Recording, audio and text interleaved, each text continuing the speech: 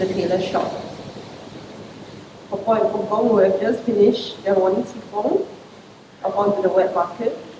And there were sometimes lots of their friends, other aunties and uncles to say hi to. And we walked through the food market and past random shops to get home. I can't remember what we do in the day.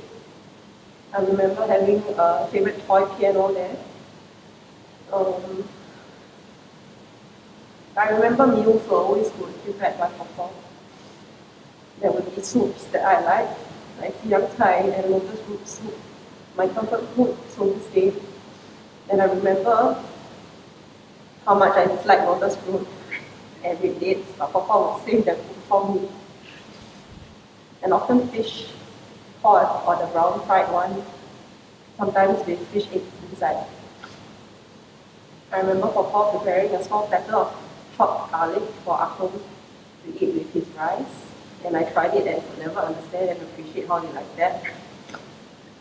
And there will also be usually some ingong to add with my rice, something I realized most people outside our family don't do. But I cherish that Papa enjoyed it that same way in her last days in the hospital. Afternoon naps would be had in Papa's room on the living room floor, and we would wake up to have biscuits and Milo for tea. And in my memory, there was never a more perfect cup of Milo besides the one that I had at Papa's house, because it was always just the perfect combi with the right amount of gao. And there was always some latest Channel 8 show that we watched together. And even when I come visit on random afternoons now, Papa would always be able to fill me in on the latest shows she was watching, even some soap opera with storylines that never seems to end. And I really hope somewhere now somebody told her how it ends.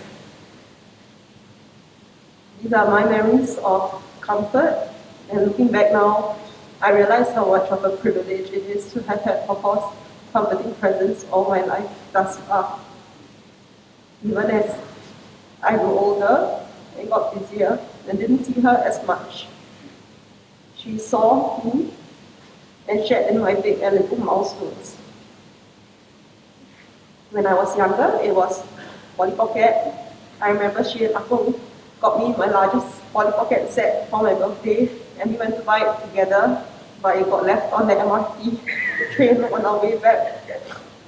But we got it back in the end.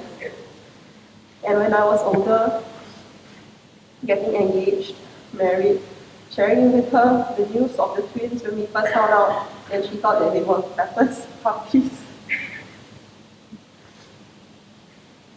I mean, now that I know that she learned English, I think that really helped, that we were able to talk about so many things, and I appreciate how much she could relate to my life, no matter the age gap. We could talk about earrings, or shopping, or Tuhoran and his handsome actor son, or the discounted voucher I had gotten on my ride to visit her at the hospital. In today's language, I think it would be very apt to describe her as a very current 86-year-old. When she and Akong visited Perth for a holiday while I studied there, she had told me they had previously been to Perth on tour before and there wasn't much to do. So I planned a great itinerary along with so much of my favorite cafes and restaurants to bring them to, and it didn't occur to me how much they would miss the Asian food. But she and Akong still we had chocolate pizza on our last night there when I insisted everyone try it before we head home. And on that trip, we also climbed crazy high trees. We went to the cliffs to take jump shots. And we stayed in log houses under the stars. And I realize now how much she and Akong were pretty much grandparents with him. They were willing to try everything. It has always amazed me how interested or invested Papa was in the people around her, and how age didn't stop her from keeping up. Whether it was family, friends, the whole corridor of neighbors, the random person on the aeroplane whose entire conversation she was listening in on, or every other lady in the hospital ward with her. When I mentioned on the call that Izzy had a cough before Chinese New Year this year, and he wouldn't be eating Chinese New Year snacks because it was icky, She called me back later that evening, so concerned that he would be missing out, and told me it's okay one. Papa also always cough very long. He can just eat a bit of kueh lapis lah. I will miss Chinese New Year's with her because of the traditions we probably still uphold today, like lime baths in the morning, is it from her? And because she had such a presence, even if she wasn't moving about very much. My friends who have visited every year always remember her smile and friendliness, and some of them have even helped bake pineapple tarts with her before. While we still have her legendary kueh lapis recipe, I will always miss my favorite Singapore last cookies that she got too tired to make a long time ago. I will also miss the calls that she made to me, especially in the past year when she amazingly learned how to use her own mobile phone. I'm guilty of forgetting to be the one to call, and I still have a daily reminder in my phone that reads, "Call Popo." In the last month or so, it was nice to think how she would lie in bed and make her calls to us to catch up before she felt sleepy. And she always asked me about Dizzy and Ellie and was super up to date with their latest happenings at home and every little cough or constipation that they had. I love especially that she and the kids had the opportunity to share a relationship of their own. More so over the past given year that we've had with her.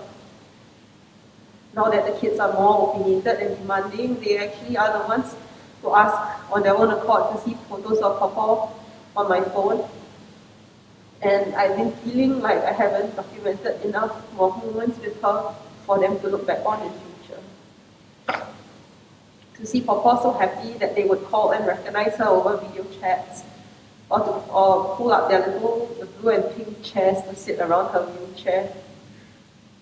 The way she would delight in how Izzy loved durians as much as she did, and how she loved to hear Ellie talk and sing and boss Izzy around. How tickled Papa was that their version of Tokyo was Dodo, or watching her tell them to be careful as they watched for buses and planes along the same corridors we used to.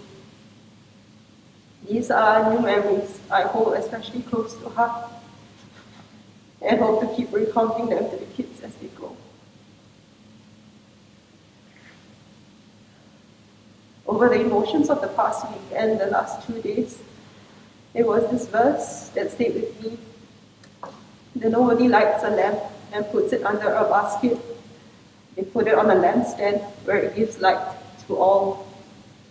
I like to think that in Papa's warmth and laughter, in her tenacity and her strength up to the end, in the hugs that she gave whenever we said goodbye, she shone light in our lives and brought us each a comfort that won't easily be replaced. Thank you for loving us all, Papa. We will miss you so much.